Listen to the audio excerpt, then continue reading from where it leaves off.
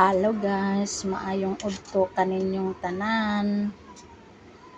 Naggawa po ako ngayon ng Chinese pork soup guys. Ayan ho, oh. Ayan ho.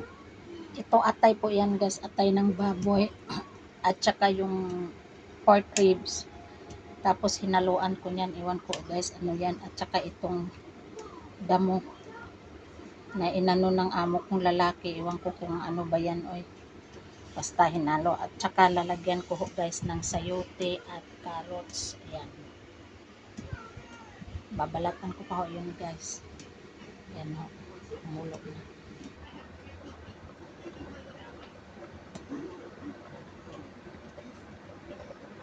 Ayan. Set ko ho yan guys ng 1 oras at kalahati. Guys, nilagay ko na po yung carrots.